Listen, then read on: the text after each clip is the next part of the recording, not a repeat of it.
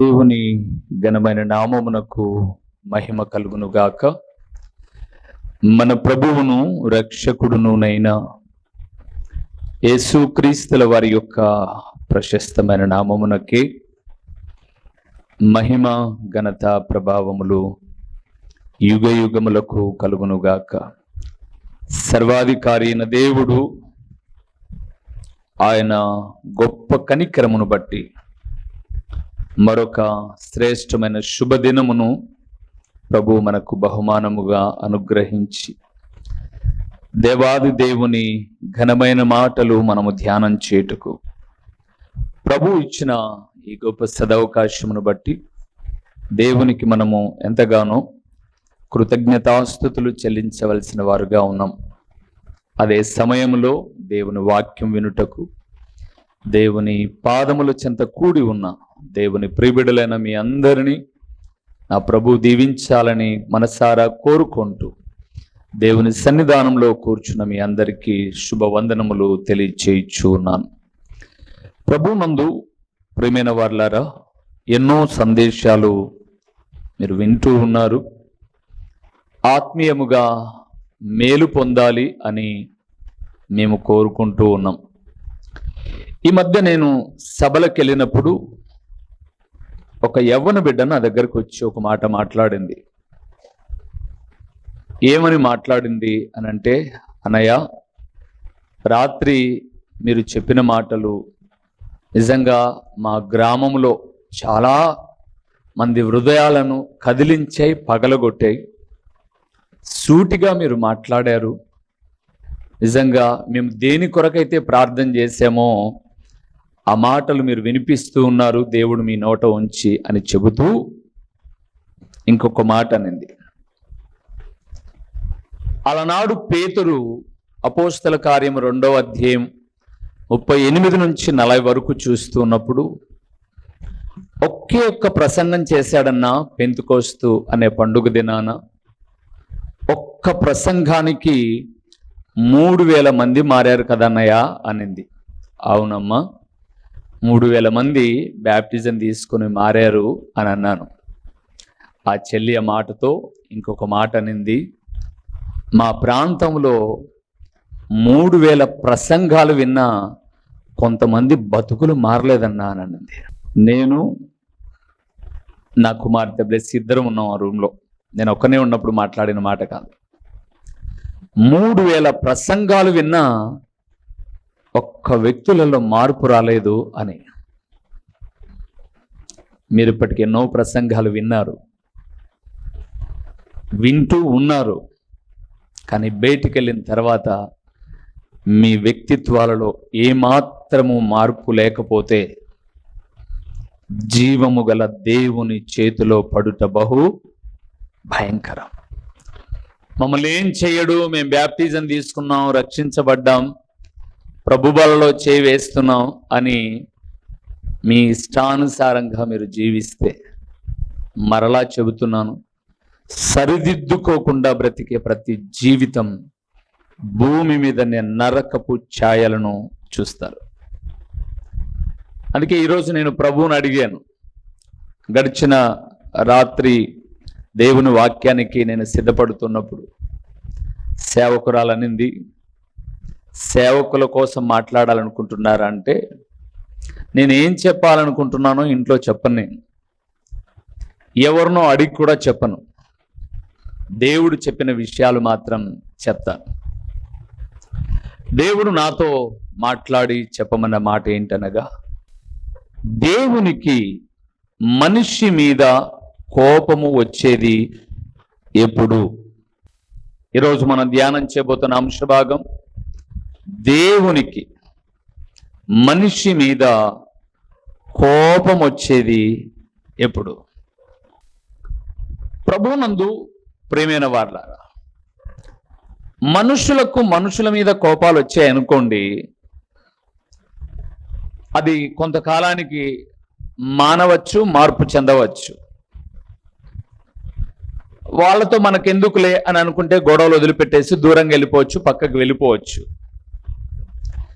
దేవునికి మన వల్ల కోపం కలిగింది అనుకోండి, భూమి మీద మనము ఎక్కడ ఉన్నా తప్పకుండా శిక్షించబడతాం. అందుకే బైబిల్ గ్రంథాన్ని చూస్తున్నప్పుడు ఆయన కోపానికంట కొండలు మైనము వలె కరిగెను అని రాయబడింది. కొండలు ఎంత పెద్దవి.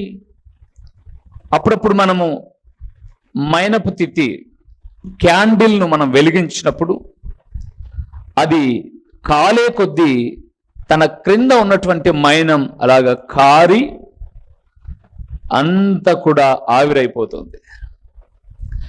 ఆయన కోపానికి కొండలే మైనం వలె కరిగిపోతే ఆయన మన మీద కోపడ్డామనుకోండి, మన కుటుంబాలు వృద్ధి చెందవు. అందుకే దేవునికి కోపము పుట్టించే సంగతులు చాలా ఉన్నాయి బైబిల్ గ్రంథంలో. ఈరోజు సాధ్యమైతే ఒక 7 విషయాలు నేను చెప్తాను. మీరేమైనా ఇలాగ దేవునికి కోపం పుట్టిస్తున్నారేమో తెలుసుకొని ఇప్పటిదాకా పుట్టించింటే ఈరోజు వదిలిపెట్టేయండి. మరలా ఆయనకు కోపము కలిగించే సందర్భాన్ని మీరెప్పుడు తీసుకురామాకండి. ఓకేనా? వాక్య భాగంలోనికి వెళ్దాం. మొదటిగా మూలవాక్యాన్ని చదువుకుందాం. కీర్తనల గ్రంథం 30వ కీర్తన 35వ వచనం. ఆయన కోపము నిమిషమాత్రముండును, ఆయన దయ ఆయుష్కాలమంతయు నిలుచును. చాలు. మన కోపాలు కూడా దేవుడు చెప్పాడు, కోపపడుడి గాని చెప్పండి ఏమన్నాడు? పాపము చేయకుడి అన్నాడు. కోపడితే పాపం చేయకపోవడం ఏంటి? కోపడి పాపం అంటే ఏంటంటే, కోపం వచ్చింది, ఏమరా నువ్వు మనిషివేనా? కొంచెమన్నా మానవత్వ విలువలు లేవా? ఏంటి ఇలాగ చేసావు? అది కోపడ్డం. పాపం ఏంటో తెలుసా? వాడు చేసిన కోపానికి వాళ్ళమ్మ, అక్క, అయ్య అందరినీ కలిపి తిట్టడం పాపం. ఎవడరా నిన్ను కనింది? ఇంకా ఏవేవో నోటికి అదుపు ఆజ్ఞ లేని మాటలన్నీ, ఇవి పాపం. కోపడ్డాం, ఇలా చేయడం తప్పు కదా, కొంచెమన్నా విజ్ఞత లేదేంటి? ఇది ఓకే. ఇంకా దాన్ని దాటుకొని వెళ్తాం చూడండి, నోటు వెంట అదుపు ఆజ్ఞలు లేకుండా బూతులు మాట్లాడుకుంటూ, అది పాపం. రెండవది, మనం కోపడే కోపం అంట సూర్యుడు అస్తమించేంత వరకే ఉండాలంట. ఈరోజు కోపడ్డాం, సాయంత్రానికి సమసిపోవాలి. రాత్రి దాన్ని మనసులో పెట్టుకొని ప్రొద్దున లేవగానే మళ్ళీ స్టార్ట్ చేసి ఇంకా దాన్ని కంటిన్యూషన్ చేసుకుంటూ ఆ కోపము ఈర్ష్యగా, ద్వేషంగా ప్రారంభమై ఒక పగ పెట్టుకొని వారి అంతం చూసినాక నిద్రపోనని ఇలాంటి వ్యక్తిత్వాన్ని కలిగి ఉండడం దేవుని ఉద్దేశం కాదు. అయితే దేవుని కోపం అన్నాడు, భక్తుడు అన్నాడు, నీ కోపం నిమిషమే ప్రభువా. నిమిషానికి ఎన్ని సెకండ్స్? 60 సెకండ్స్.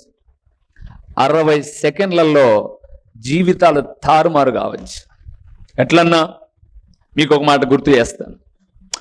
స్కూటర్లో వెళ్తా ఉన్నాం. ఒక్క నిమిషం, ఒక 60 సెకండ్లు కళ్ళు మూసుకొని డ్రైవింగ్ చేయండి, మళ్ళా ఇంటికి మీరు రారు.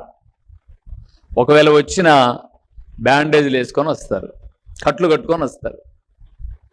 ఒక నిమిషం కళ్ళు మూసుకుంటేనే మన ప్రయాణములో ఇన్ని ఆపదలైతే దేవుడు నిమిషములో నిన్ను శిక్షించవలసి వస్తే తారుమారైపోతుంది. అందుకే ఆయన ఎప్పుడెప్పుడు కోపడతాడో అది తెలుసుకుంటే అది చేయకుండా జాగ్రత్త పడచ్చు. ఇప్పటిదాకా చేసామేమో తెలియక ఈరోజు మనం ఆయన పాదాలు పట్టుకుంటే నమ్మదగిన దేవుడు క్షమిస్తాడు. మొదటి విషయానికి వెళ్దాం. యోబు గ్రంథము 42వ అధ్యాయము 7వ వచనాన్ని చూద్దాం. దేవుడు ఎప్పుడెప్పుడు కోపడతాడో. 42వ అధ్యాయము 7వ వచనం. యెహోవా యోబుతో ఆ మాటలు పలికిన తరువాత ఆయన తెమానీయుడైన ఎలీఫజుతో సెలవిచ్చెను. ఆయన ఎవరైనా తండ్రి అయిన దేవుడు మాట్లాడుతున్నాడు. నా సేవకుడైన యోబు పలికినట్లు మీరు నన్ను గూర్చి యుక్తమైనది పలుకలేదు గనుక నా కోపము నీ మీదను నీ ఇద్దరి స్నేహితుల మీదను మండుచున్నది. మొదటి విషయం, దేవునికి ఎప్పుడు కోపం వస్తుంది అని అంటే దేవుని గురించి మనం మంచిగా మాట్లాడనప్పుడు. ఏమన్నాడు అక్కడ? రెండవ లైన్ మనం చూస్తున్నప్పుడు, నా సేవకుడైన యోబు పలికినట్లు మీరు నన్ను గూర్చి ఏమంట యుక్తమైనది, యుక్తము అనగా మంచిది. ప్రభునందు ప్రియమైన వారలారా, దేవుని గురించి మంచిగా మాట్లాడనప్పుడు కోపం వస్తుంది దేవునికి. మంచిగా అంటే కొన్నిసార్లు మనకు తెలుసు, కొంతమంది వ్యక్తుల గురించి మనకు తెలుసు, ఏంటయ్యా అలాగే చేస్తున్నావు, దేవుడు కోపగించుకుంటాడు, తప్పు అని అన్నాను. ఎవడే దేవుడు? దేవుడు ఎవడికి దేవుడు? దేవుడు అనేవాడు ఉంటే నాకు ఇట్లా జరుగుతుందా? ఈయనేదో దేవునికి గుళ్ళు గోపురాలు కట్టి దారాదత్తం చేసినట్టుగా దేవుడు అనేవాడు ఉంటే నాకు ఇలాగ జరుగుతుందా? అంత మాత్రం అంటే పర్లా, ఇంకొక 4-5 అడుగులు ఎక్స్ట్రా వేసి దేవుని ఆడకూడని మాటలన్నీ కూడా మాట్లాడతాడు. వీడు ఎప్పుడు మోకాలు నిన్నాడు, నేను ప్రార్థన చేశాను దేవుడు నిన్ను తప్పించాడన్నావు అనుకోండి, నోరు మూసుకో. అసలుకు నువ్వు ప్రార్థన చేస్తే నాకెందుకు కలుగుతుంది? ఎట్లా ఒళ్ళు కొవ్వెక్కి మాట్లాడతారు దేవుడు అనే భయం లేకుండా. నేను ఒక మాట చెప్తాను మీకు, మనం ఇలా వెళ్ళిపోతుంటే అక్కడక్కడ రోడ్లో హోమ్ గార్డ్స్ ఉంటారు, వాళ్ళు కానిస్టేబుల్ కాదు. కానిస్టేబుల్ అనబడేటటువంటి వ్యక్తి రిక్రూట్మెంట్ అయిన విధానం వేరు. హోమ్ గార్డ్ వాళ్ళు ఎప్పుడైనా తీయాలనుకుంటే తీసేయచ్చు, వాళ్ళు పర్మనెంట్ ఎంప్లాయీస్ కాదు. అలాంటి వ్యక్తికి కూడా భయపడతారు, హోమ్ గార్డు కూడా భయపడతారు, సృష్టికర్త అయిన దేవునికి మాత్రం భయపడరు. ఒక హాస్పిటల్కి వెళ్ళాం, అక్కడ సెక్యూరిటీ వాళ్ళని పెట్టుకుంటారు కొంతమంది. వాళ్ళ జీవితం చాలా చిన్నది, వాళ్ళు మనలాంటి సామాన్యమైన వ్యక్తులే. వారు వేసుకున్న డ్రెస్ను బట్టి, అమ్మా అక్కడ స్కూటర్ పెట్టద్దు, పక్కన పెట్టు అని అన్నాం అనుకోండి, మేము ఇక్కడే పెడతాం అననం, పక్కన పెడతాలే అన్నా అంటాం. లైన్లో లేని స్కూటర్ మార్చిపెట్టు అని అంటే ఒక సెక్యూరిటీ గార్డుకు భయపడ్డాం, కానీ నీతిగా బ్రతకడం ఇది కాదు అని దేవుడు చెప్తే బ్రతకరు, కొవ్వు బట్టి మాట్లాడతారు. ఒక ఆయన ఉన్నాడు అలాగ మాట్లాడిన వ్యక్తి, చూపించమంటారా? రండి, నిర్గమాకాండానికి వెళ్దాం. 5వ అధ్యాయము, నిర్గమాకాండము 5వ అధ్యాయము 2వ వచనాన్ని చదువుతున్నాం. 2వ వచనాన్ని చదువుతున్నాం. నిర్గమాకాండం 5వ అధ్యాయము, దేవుని గురించి మంచిగా మాట్లాడినప్పుడు అనే కోపం గురించి మాట్లాడుతున్నాం మనం. 5:2. ఫరో అంటున్నాడు, నేను అతని మాట విని ఇశ్రాయేలీయులను పోనిచ్చుటకు ఏమంటున్నాడు? యెహోవా ఎవడ్రా? ఎవడు? నేను యెహోవాను ఎరుగను, ఇశ్రాయేలీయులను పోనీయనని. ఆగుదాం. ఎవరైనా ఐగుప్తు రాజు మోషే అహరోనులు వచ్చి, అయ్యా మేము మా దేవుని ఆరాధించుకోవడానికి పోవాలి, మీరు మాకు అనుమతిస్తే మేము వెళ్ళిపోతాం అని గౌరవంగా వచ్చి అడిగారు. అలాగా మరి ఇక్కడ పనులు పరిస్థితి ఏంటి, ఇవన్నీ మాట్లాడట్లా. ఏమంటున్నంటే ఎవడ్రా దేవుడు? అక్కడ మీరు ఆ మాట చూడండి, ప్రశ్నార్థకమైన ఒక గుర్తు పెట్టాడు. యెహోవా ఎవరునా? ఎవడ్డునా? ఎవడ్డు? మీకు ఒక మాట చెప్తాను. ఎస్ఐ గారి దగ్గరికి వెళ్ళి, కానిస్టేబుల్ గారి దగ్గరికి వెళ్ళి, ఎవడ్రా కానిస్టేబుల్ అంటామా మనం? ఎంత భయం! సృష్టికర్త అయిన దేవుని గురించి మాట్లాడుతున్నాడు. ఎవడు అని అన్నాడు. ఏమండి, దేవుడిని ఇలాగ మాట్లాడేవానికి దేవుడు ఎవడో కూడా రుచి చూపిస్తాడండి. దేవుడు ఎవడో కూడా రుచి చూపిస్తాడు. నాకు తెలిసిన ఒక తమ్ముడు సేవకుడు, అతని పేరు స్వరూప్. మా స్వరూప్ కాదు, స్వరూప్. దేవుని దగ్గరికి వచ్చి దేవుని పాదాలు పట్టుకొని పరిచర్యలోనికి రా అన్నప్పుడు, ఎవడ్రా దేవుడు, నా యవ్వనాన్ని నేను హ్యాపీగా ఎంజాయ్ చేసుకోవాలి అన్నాడు. కార్ యాక్సిడెంట్లో ఎముకలన్నీ ఇరిగాయి. ఇప్పుడు అన్నాడు, నాకు బాగైతే దేవుని సేవ చేస్తా. ఫరో అంటున్నాడు, ఎవడ్రా దేవుడు, ఎవడు దేవుడు? దేవుడు ఎవడో తెలియదా నీకు? ఒక 2 పేజీలు ముందుకు వెళ్దాం, 12వ అధ్యాయానికి వెళ్దాం. 12వ అధ్యాయము 31వ వచనానికి వద్దాం. 31వ వచనానికి వద్దాం. ఆ రాత్రి వేళ ఫరో మోషే అహరోనును పిలిపించి వారితో, మీరును బయలువెళ్ళుడి, లేచి నా ప్రజల మధ్య నుండి బయలువెళ్ళుడి, మీరు చెప్పినట్లు పోయి యెహోవాను సేవించుడి, మీరు చెప్పినట్లు మీ మందలను మీ పశువులను తీసుకొని పోవుడి, దీవించుడని చెప్పెను. ఎవడు మాట్లాడుతున్నాడు ఈ మాట? ఫరో ఏమంటున్నాడు ఇప్పుడు? మీరు దేవుని ప్రార్థన చేసుకోండి అయ్యా, నన్ను దీవించండి అయ్యా. ఏం జరిగింది? 10 తెగుళ్ళు వచ్చాయి, రకరకాలైన తెగుళ్ళు వచ్చాయి. దేశం మీదకి ఉన్న, దేశంలో ఉన్న నీళ్ళన్నీ రక్తమైపోయాయి. ఇళ్లలోనికి పేలొచ్చాయి, కప్పలొచ్చాయి, మిడతలొచ్చాయి. పరిస్థితులన్నీ తారుమారయ్యాయి. మార్లా లాస్ట్కు ఐగుప్తు దేశంలో ఉన్న తొలి సంతానమైనటువంటి పశువుల్లోనైనా మనుషుల్లోనైనా ప్రతి తొలి సంతానము చచ్చిపోయారు. అప్పుడు బుద్ధి వచ్చి అంటున్నాడు, మీరు దేవుని ప్రార్థన చేసుకోండి, నన్ను కూడా దీవించుకోండి. ఈ మాట ముందే మాట్లాడితే మర్యాదగా. ఈరోజు చాలా మంది తమ జీవితాల్లో వయస్సున్నప్పుడు, ధనం ఉన్నప్పుడు, అధికారం ఉన్నప్పుడు కళ్ళు కనపరాదు దేవుడంటే. కళ్ళు కనపరాదు. అవును పురుగులారా, అది తగ్గిన తర్వాత దేవుని విలువేదో తెలుస్తుంది. చాలా మందికి తెలియదు.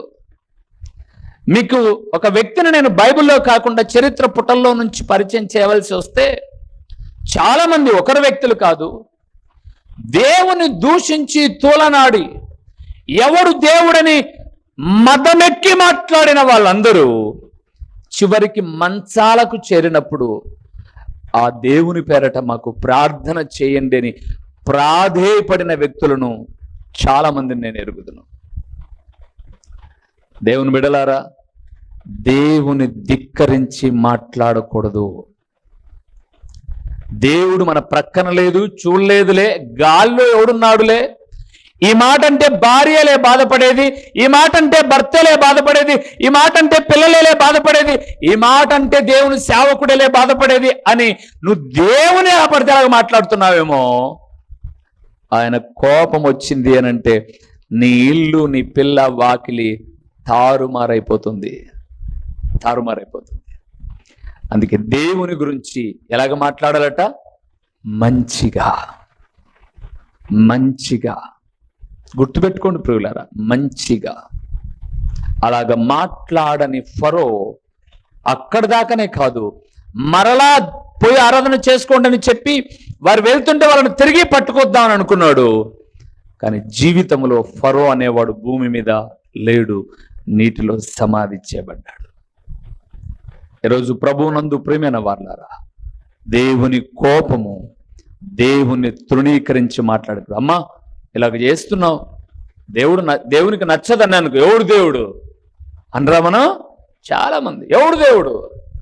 మాకు తెలిసిపో దేవుడి గురించి. తెలిస్తే దేవునికి ఎంత భయపడాలి, ఎంత విలువ ఇవ్వాలి. అందుకే దేవుని గురించి మంచిగా మాట్లాడినప్పుడు నా కోపం వచ్చింది యోబు, నీ 2 స్నేహితులను నేను శిక్షిస్తాను అన్నాడు. రెండవది, ఎప్పుడు దేవుని కోపం వస్తుందో చూద్దాం. రాజులు మొదటి గ్రంథము 16వ అధ్యాయము 2వ వచనాన్ని నేను నిన్ను ఒకసారి. మంటిలో నుండి తీసి రాజులు మొదటి గ్రంథం 16వ అధ్యాయం 2వ వచనం. నేను నిన్ను మట్టిలో నుండి తీసి హెచ్చింపజేసి ఇశ్రాయేలు వారును ఇశ్రాయేలు వారను నా జనుల మీద నిన్ను అధికారినిగా చేసి ఆయనను యెరోబాము ప్రవర్తించిన ప్రకారముగా నీవు ప్రవర్తించుచు. ఇశ్రాయేలు వారగు ఆ మాట చూడండి. ఇశ్రాయేలు వారగు నా జనులు పాపము చేయుటకు కారకుడవై వారి పాపముల చేత నాకు కోపము పుట్టించి ఉన్నావు. నాకు కోపం పుట్టించావు యోహో. అంటే రాజు పేరు యోహో. రెండవది ప్రియులారా, ఒకరు తప్పు చేయడానికి మనమే కారణమైతే దేవుడు కోపగించుకుంటాడు. ఒకరు తప్పు చేయడానికి మనం కారణమైతే కోపగించుకుంటాడండి. వాస్తవానికి యోహు అనబడే రాజుకు ఒక మంచి చరిత్ర ఉంది.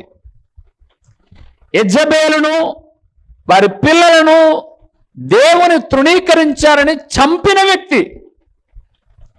కానీ యోహు ఇశ్రాయేలు వారు పాపము చేయడానికి తను కారకుడయ్యాడు. ప్రభునందు ప్రియమైన వారలారా, మా భార్య చెప్పింది, మా భర్త చెప్పాడు, న్యాయము కానిది చేశారా? జాగ్రత్త. అలాగ భార్య చెప్పిందనే పనికి మారిన పని చేసినటువంటి ఆహాబు భార్య అయిన యెజబేలు వారి పిల్లల మెడలు తెగ్గొయబడ్డాయి. న్యాయము కాదా? అది భార్య అయినా సరే, తల్లి అయినా సరే తప్పమ్మా. ఇది ఏం మాట్లాడుతున్నావు?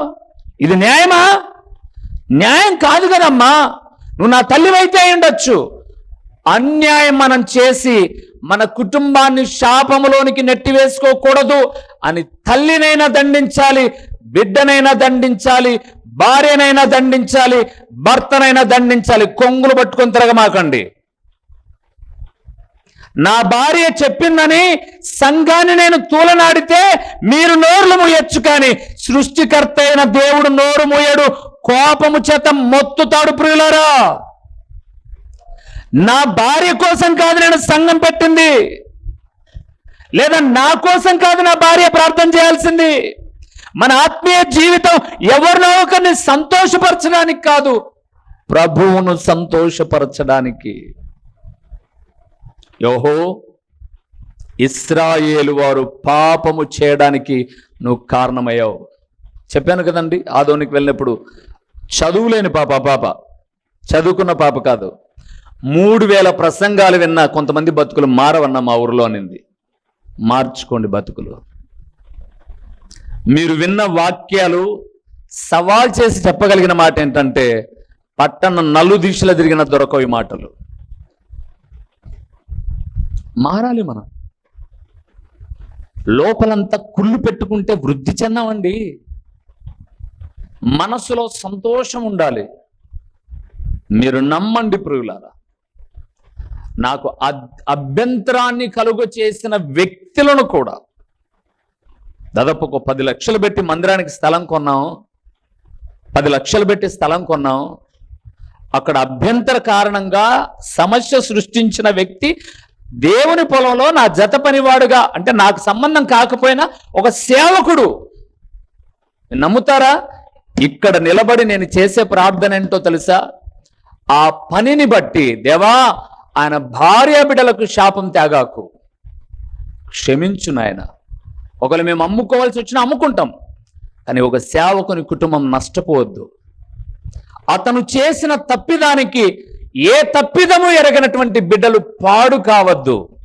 క్షమించు నాయన అని ఇక్కడ నేను మొరపెడుతున్నాను. కాబట్టే ఆత్మలో సంతృప్తి ఉంది, అద్భుతకరమైన దీవెన ఉంది. పురుగులారా, నా భార్య పిల్లలకు అదే చెప్పాను, వాడు అనే మాట కూడా మాట్లాడద్దు సేవకుని. మీరు అనొద్దు. ప్రార్థన చేయండి, అతని మనసు మారుస్తాడు. అతని భయం అతనికి ఉండొచ్చు. ఓకే, మంచిగా వాక్యం నాకన్నా బాగా చెప్తాడు, ఆ వాక్యాన్ని ఆకర్షితులే ఒక 10 మంది వెళ్తారన్న భయం తనకు ఉండొచ్చు.